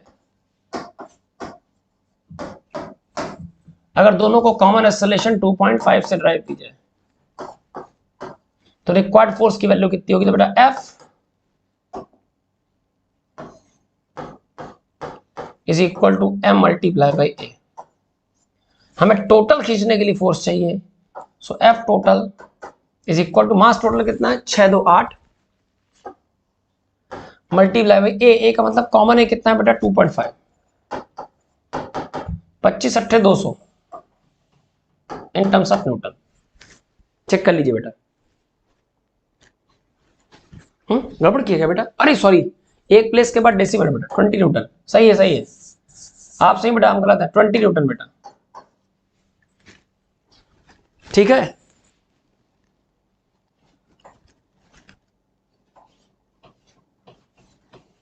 चले एक और करें क्या? अब एक में हम आपको फोर्स दे देते हैं और आपको पूछेंगे कब तक ये लोग साथ साथ चलेंगे। अब ध्यान से देखो बेटा, जब तक एक्सेलरेशन कॉमन तक है तब तक साथ साथ, इससे बढ़ जाएगा तो साथ छूट जाएगा। मतलब अगर 20 न्यूटन लगाओगे तो 20 न्यूटन से, सोचना 20 न्यूटन लगाओगे तो 20 न्यूटन का फोर्स अगर 8 किलो पर काम करे, एक साथ दोनों को चलाए, तो 20 न्यूटन का फोर्स अगर 8 केजी को चलाएगा तो एक्सेलरेशन आएगा 2.5, ऊपर का भी 2.5, नीचे का भी 2.5। अब ये चेक कर लेना कि ये एक्सेलरेशन क्या फ्रिक्शन से मिल सकता है कि नहीं मिल सकता, बस इतनी सी बात। आओ चेक करते हैं, सवालों की पीएचडी समझो, अंदर अंदर उसके मन की बात समझिए। कहाँ थीम यही है, टेस्टिंग करने का तरीका थोड़ा उल्टा हो जाएगा। भाई यहां हमने पहले फ्रिक्शन डिपेंडेंट का नाम देखा, फिर उसको हमने एफ एस मैक्स बराबर एम ए किया, जो एक्सेलरेशन आया उसे कॉमन बनाया तो एफ मिनिमम आ गया। ये वो मिनिमम फोर्स है ताकि दोनों ब्लॉक चले साथ साथ। ठीक है बेटा, एक आखिरी बात और, एक आखिरी बात और बेटा, मैं रफ कर रहा हूं, रफ कर रहा हूं बेटा, एक आखिरी बात और देखो बेटा। Plane surface, block, let this be 10 kg, थोड़ी बड़ी वैल्यू लेते हैं, ये दूसरा block, let this be 5 kg। यहां जो कोफिशिएंट ऑफ फ्रिक्शन है, लेट दिस बी म्यू बराबर 0.3 बेटा, म्यू बराबर 0.3। सवाल सुनना बेटा, सवाल कह रहा है कि अगर यहां एफ के नाम पर,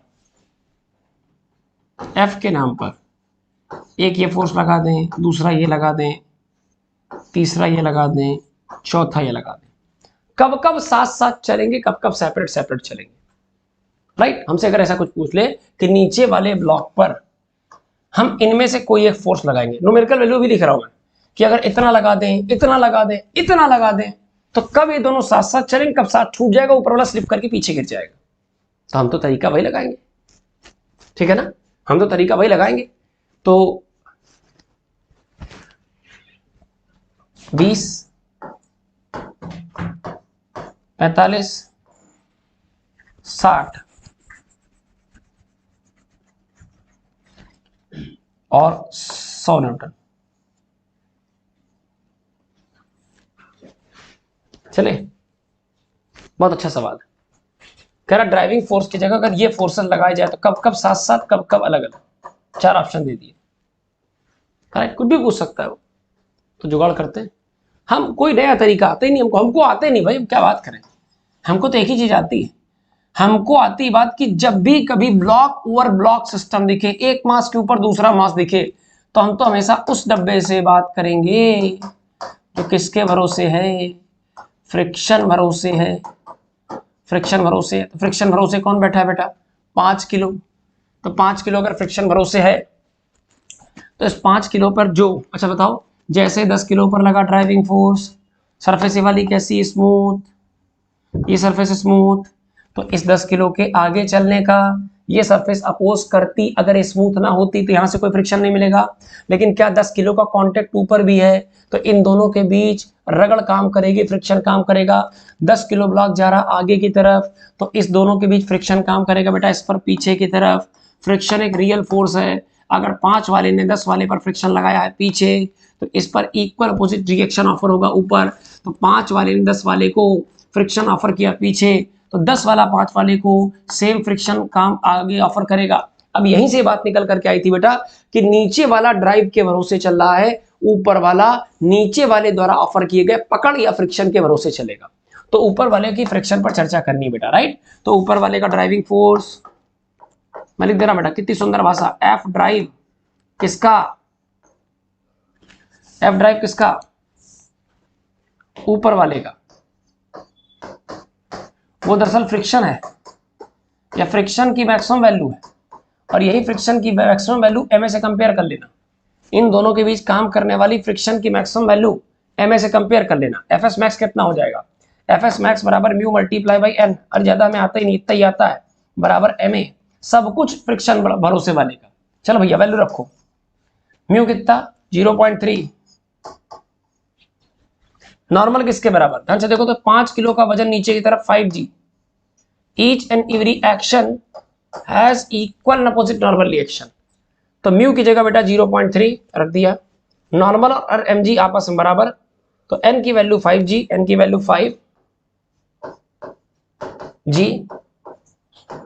बराबर m multiply by a। What is m here, m मास, वही 5 किलो, सब 5 किलो का खेल, हटा दे बेटा से इंटू a, 5 से 5 खत्म, एक्सेलरेशन या कॉमन एक्सेलरेशन, ये कॉमन ही आता है 0.3 into 10, 3 metre per second square. अब बेटा ये वो फोर्स आता है, ये वो F मैक्स है बेटा, सॉरी F मिल लिख दिया था हमने एक जगह गलती से, F मैक्स है, ये वो मैक्सिमम फोर्स है जब तक दोनों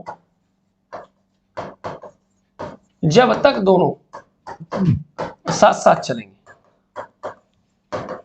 साथ साथ चलेंगे। तो आओ भाई AC कितना है बेटा 3 मीटर पर सेकंड स्क्वायर, सुंदर लिख दे इसको थोड़ा, AC की वैल्यू आई बेटा 3 metre per second square, right. तो लॉजिक समझो क्या है, अगर ये दोनों 3 मीटर पर सेकंड स्क्वायर से चले,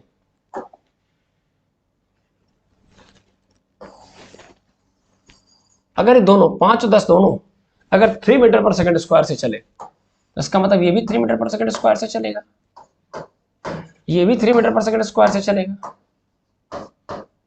और अगर बेटा दोनों 3 मीटर पर सेकंड स्क्वायर, नहीं दिख रहा क्या, बिल्कुल नहीं दिख रहा, अरे सॉरी, ये वाला भी 3 से चलेगा और ये वाला भी 3 से चलेगा,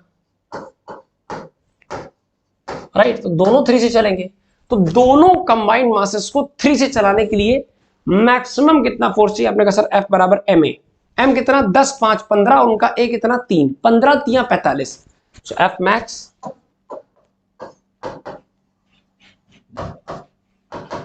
बराबर total mass into acceleration. Total mass बेटा 10 5 15 देख लो और एक्सेलरेशन 3 आया, तो 15 3 45, दैट्स इट, आंसर रट लो, ये टाइप रट लो, ये क्वेश्चन का टाइप है बेटा कि 45 न्यूटन तक दोनों साथ साथ चलेंगे, 45 से जरा सा भी ज्यादा बढ़ाओगे स्लिपिंग स्टार्ट हो जाएगी। तो देखो जरा सा, 20 न्यूटन साथ साथ, 45 न्यूटन साथ साथ, 30 न्यूटन साथ साथ, 45 तक साथ साथ, 45 से बड़ा, तो उन दोनों के बीच क्या स्टार्ट हो जाएगा, relative motion start, relative motion start. या आप इसे ऐसा भी कह सकते हो कि अब दोनों सेपरेट सेपरेट चलेंगे, there will be no combined motion. देख लो, समझ लो इत्मीनान से, समझ लीजिए।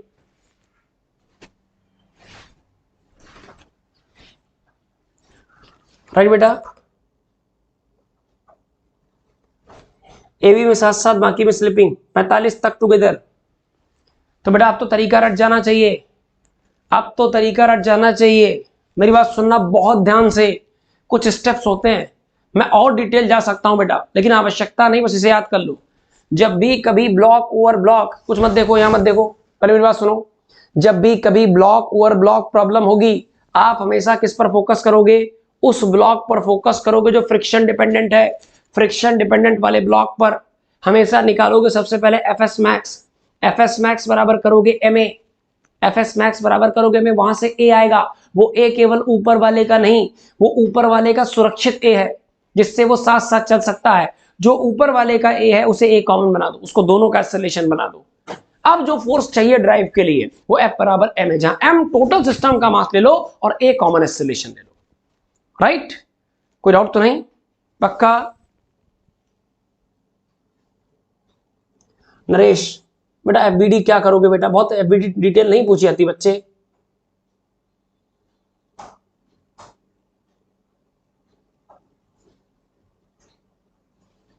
सेवन एट, अरे अजय बेटा क्या कर रहे हो बदमाशी, 7 8 ब्लॉक क्या करोगे बेटा, एग्जाम दायरे के आसपास पढ़ो, काहे परेशान हो बेटा, है ना। हाँ, आपकी तसल्ली के लिए हम एक काम कर सकते हैं बेटा, बिल्कुल एक काम कर सकते हैं, एक क्वेश्चन और थोड़ा सा वैरायटी चेंज करके पूछ सकते हैं, है ना, एक क्वेश्चन और अच्छी से वैरायटी से पूछ सकते हैं। अच्छा एक बात और सीखो जरा सा, हम बता दें आपसे, इस क्वेश्चन को बहुत अच्छे से देख लो।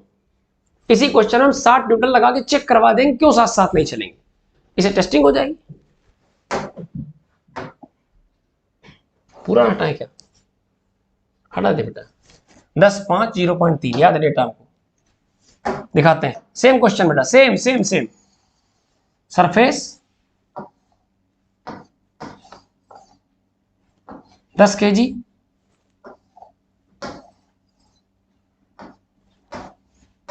पांच kg,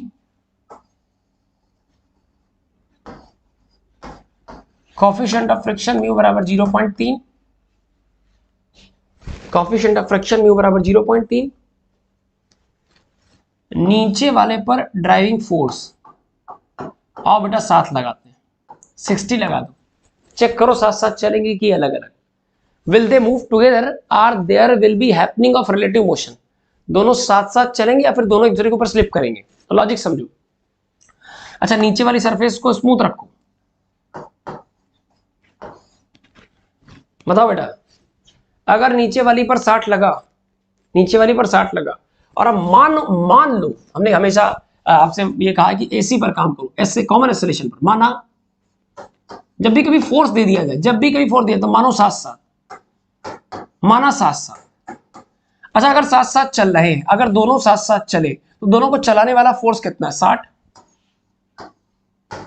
बराबर टोटल। अरे भाई अगर दोनों साथ साथ चले तो मैं लगाने जा रहा हूं बेटा एफ बराबर एम ए। एफ कौन है, चलाने वाला कौन है, 60 न्यूटन। देख लो टोटल चलने वाला मास कितना है, 5 10 15 किलो, मल्टीप्लाई बाई ए, 15 1 के 15, 15 चौको 60, ए बराबर 4 metre per second square. Right, ये किसका ए है, ऊपर वाले का कि नीचे वाले का। आपने कहा अरे सर ये तो ए कॉमन है, साथ साथ चलने वाला, तो ऊपर वाला भी 4 से चलेगा और नीचे वाला भी एक्सपेक्ट करो कि बेटा 4 से चलेगा, मान लो 4 से चलेगा। अब भैया ऊपर वाले नीचे वाले कौन चला रहा, 60 न्यूटन ड्राइव चला रही, ऊपर वाला किसके भरोसे बैठा है, पकड़ भरोसे, फ्रिक्शन भरोसे। इससे पूछ लो इतना फ्रिक्शन है भी, इतनी पकड़ है भी कि इतने चल पाओ, ना चल पाओ तो मना कर दो, साथ साथ नहीं चलना, तुम स्लिप कर जाना, पीछे गिर जाना, और जुगाड़ करते हैं। तो इससे इसकी पकड़ पूछो, यहां कितनी पकड़ काम कर रही है, यहां पकड़ काम करेगी बेटा F S max. F S max बराबर कितना होता है, म्यू एन। म्यू कितना बेटा 0.3।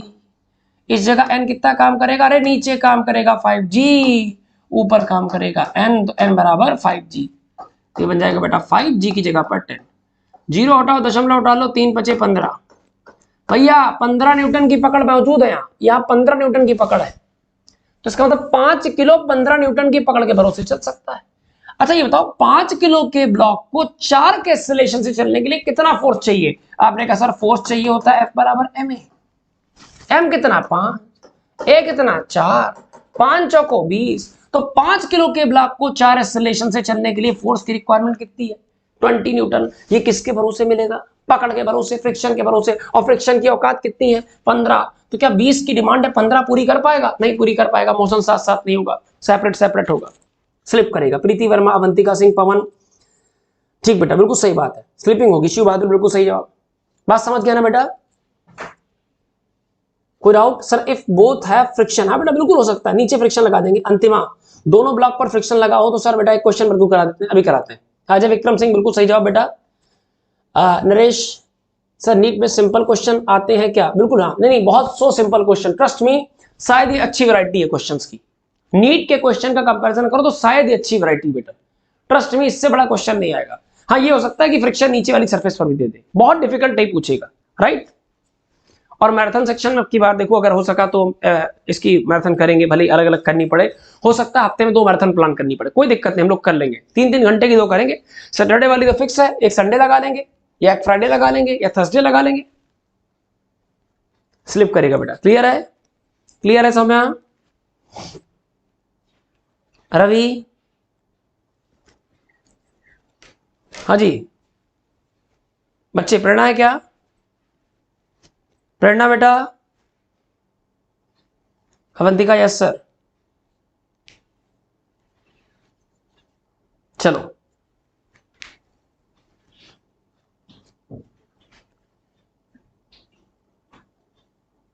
आकांक्षा कहने कर सर नेट फोर्स में फ्रिक्शनल फोर्स, बेटा फ्रिक्शनल फोर्स हमेशा मोशन का अपोज करे, ये उसने कसम नहीं खाई। फ्रिक्शन कह रहा भैया अगर कोई ड्राइव मिलेगी तो मैं उसे अपोज करूंगा, लेकिन कोई अगर फ्रिक्शन भरोसे चलना चाहेगा तो चलाऊंगा भी। फ्रिक्शन फोर्स हमेशा रोकता है, गलत बात है। फ्रिक्शन रिलेटिव मोशन को रोकता है, और रिलेटिव मोशन का होता है दो बॉडी का सेपरेट होना।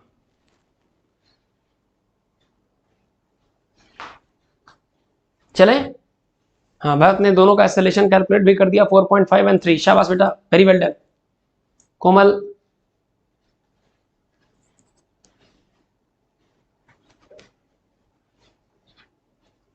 चले, आई थिंक डन बेटा।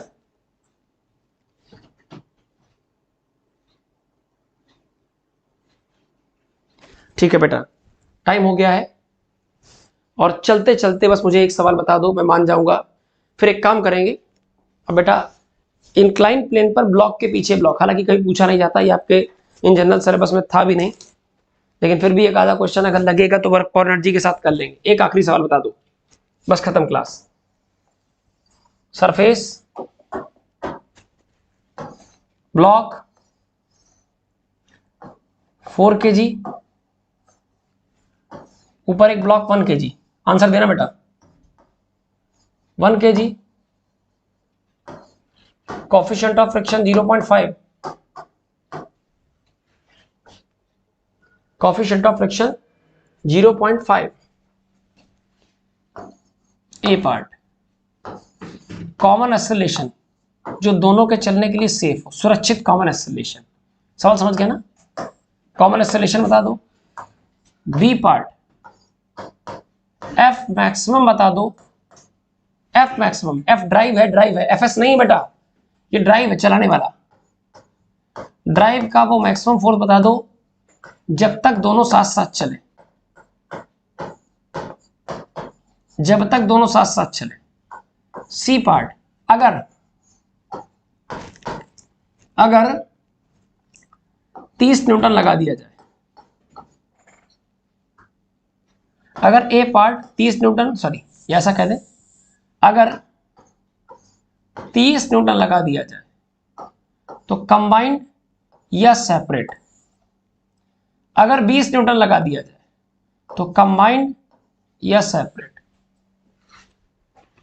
सी मतलब कंबाइंड, एस मतलब सेपरेट। एक रफली क्वेश्चन बना के चेक कर रहे हैं बेटा, ठीक है? बस खत्म, जल्दी चलो, जल्दी से फटाफट रफ्तार में, कोई दिक्कत वाली बात नहीं। हाँ, फोर्स किस पर लगाएं, नीचे वाले पे लगा दें, आसान पड़ेगा थोड़ा। ये लीजिए एफ, यही एफ पूछा गया। अब सबसे पहला काम बेटा, हम हमेशा उससे बात करते हैं जो फ्रिक्शन भरोसे, ऊपर वाला फ्रिक्शन भरोसे। इससे पूछो कि यहां कितना फ्रिक्शन है। इसने कहा साहब यहां फ्रिक्शन के नाम पर अवेलेबल हो सकता है maximum static friction, limiting friction. वो होता कितना है, म्यू मल्टीप्लाई बाई, वो होता कितना है, म्यू मल्टीप्लाई बाई एन की जगह नीचे 1g, ऊपर नॉर्मल। तो normal pressing action, each and every pressing action has equal opposite reaction, right? Right बेटा, तो एन की जगह 1g और म्यू की जगह वैल्यू डाल दो, म्यू की जगह 0.5, एन की जगह 1g, 0 खत्म, डेसिमल खत्म, आंसर 5 न्यूटन।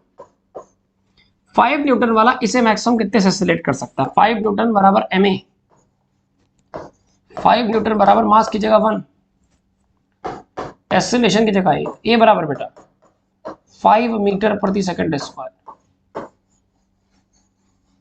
देख लो भाई, समझ लो, 5 न्यूटन पर सेकंड स्क्वायर लो। फ्रिक्शन भरोसे से बात की, इस पर ड्राइव लग रही थी, ये फ्रिक्शन पकड़ के भरोसे बैठा है। फ्रिक्शन भरोसे से बात की, एफ एस बराबर म्यू एन, म्यू की जगह 0.5, एन की जगह बेटा 1g, ये 5 न्यूटन का फोर्स आ गया। 5 न्यूटन का फोर्स 1 किलो को कितने चला सकता है? तो 5 बराबर ma, m की जगह 1, a बराबर 5। हमने कहा था जो a आया करे उसे कॉमन a बना दो, यही a इसका बना दो, यही a इसका बना दो। तो ये a 5 metre per second square जो सुरक्षित है, और ये भी a बेटा 5 मीटर पर सेकंड स्क्वायर जो कि सुरक्षित है, राइट? दोनों का जो कंबाइंड a है, दोनों का कंबाइंड a बेटा वो यही आएगा 5, 5। तो कंबाइंड है 5। मैक्सिमम फोर्स कितना लग सकता है, ड्राइव फोर्स, तो मैक्सिमम ड्राइव फोर्स बेटा F ड्राइव बराबर total mass into common acceleration. Total mass कितना है दिख रहा, कलर चेंज कर दें, टोटल मास कितना है बेटा, टोटल मास है बेटा 415 किलो, और total acceleration combined acceleration, combined एक एक 5 10 नहीं, कंबाइंड एक्सेलरेशन एक बार लिया था 5 5 50 25 25 न्यूटन वो फोर्स है जब तक ये सुरक्षित साथ साथ चलेंगे। तो 25 पे साथ साथ चलेंगे तो 20 पे भी साथ साथ चलेंगे। 25 तक मैं लिख दे रहा हूं, 25 तक साथ साथ, 25 तक मतलब 25 के पहले तक, 25 या 25 के पहले तक साथ साथ चलेंगे, इसके बाद सेपरेट। तो 20 साथ साथ 30 30 25 से ज्यादा है सेपरेट अलग अलग, राइट। तो बेटा ये थे basic questions. I think time is over and ठीक है बेटा, बिल्कुल सही जवाब आए। डीसी पांडे मशीन मैकेनिक के सोल्यूशन करना, ठीक है देखते हैं बेटा, बिल्कुल। हालांकि क्वेश्चन सब बेटा थीम अगर पकड़ में आ गई, हाँ स्मूथ सरफेस की जगह बेटा अगर यहां रफनेस आ जाए तो बस इतना ध्यान रखना कि इस ड्राइविंग फोर्स में से पहले ये फ्रिक्शन हटा देना, फिर बचे हुए फोर्स को टोटल सिस्टम पर अप्लाई करना। एक क्वेश्चन अभी जब हम लोग वर्क फॉर एनर्जी करेंगे या मैराथन करेंगे, जब मैकेनिक्स की मैराथन करेंगे बेटा तो नीचे वाली सरफेस पर भी फ्रिक्शन लगा के देख लेंगे, ठीक है ना, क्योंकि मुझे पता है कि अब आप इस पे क्लियर हो गए। So tomorrow we will have a great session of work for energy and requesting you all, एक रिक्वेस्ट कर रहे हैं बेटा कि प्लीज सेशन के साथ साथ बने रहिए। किसी लेक्चर में अगर ज्यादा समय लगता है तो ट्रस्ट मी आगे के लेक्चर में ऑटोमेटिक टाइम रिड्यूस करना पड़ेगा और मैं कर दूंगा, ठीक है ना बेटा। मैंने आपसे कई बार कहा है मैकेनिक्स बेस है, मैकेनिक्स फाउंडेशन है, इसलिए मैकेनिक्स में थोड़ा टाइम लग सकता है। मैकेनिक्स खत्म होने के साथ साथ इस हफ्ते के लास्ट आप देखोगे, रियलाइज करोगे कि हर लेक्चर को अगर हर टॉपिक को अगर 2 दिन समय दिया गया तब भी हमारे पास सफिशिएंट टाइम है। एंड डोंट बी पैनिक, आप बिल्कुल चिंतित मत होइए। आप तो ये सोच के बैठे थे कि 5 मई को एग्जाम हो जाएगा, आपको तो ग्रैंड टाइम मिल रहा है, आपको तो गोल्डन टाइम मिल रहा है, जिस पर आप सब चीजें एक बार फिर से रिव्यू कर पा रहे हो। तो बेटा कोशिश करो अपने डे शेड्यूल को मॉर्निंग की लाइव क्लास के साथ स्टार्ट करो। मैं हमेशा मोटिवेट करता हूं ताकि सुबह 1.5 घंटे में तुम्हें लगे वाह आज हमने इतना काम डन कर लिया, बाकी सारा काम नेक्स्ट डे के लिए छोड़ दो और शाम तक इसी टॉपिक से कंसर्न कुछ क्वेश्चंस की प्रैक्टिस कर लो, प्लस अपनी जो एडिशनल फिजिक्स की पढ़ाई कर रहे हो उसको 1 घंटे करते रहो, राइट। कल मिलते हैं वर्क पावर एनर्जी के नए लेक्चर के साथ साथ, और बचे हुए इसके एक आधे पार्ट मतलब जो क्वेश्चन नहीं पूछे जाते फिर भी अगर आप मुझे लगता है कि आपको डिस्कस कर दें इंक्लाइन प्लेन के ऊपर ब्लॉक ओवर ब्लॉक और ऐसे क्वेश्चंस में नीचे एक आधा फ्रिक्शन लगा के अगर क्वेश्चन लगता है डिस्कस कर दें तो उसे हम लोग मैकेनिक्स की मैराथन क्लास में डिस्कस कर लेंगे। वर्क पावर एनर्जी खत्म होने के साथ साथ बच्चों फिर हम लोग डिस्कस करेंगे एक मैराथन जिसमें हम लोग units measurement dimension motion 1D motion 2D projectile vectors scalars, इसके बाद Newton's laws of motion friction और वर्क पावर एनर्जी, इतने सारे चैप्टर्स का कंबाइंड मैराथन करेंगे लगभग 4 घंटे का। ठीक, चलो bye bye, take care, God bless you all.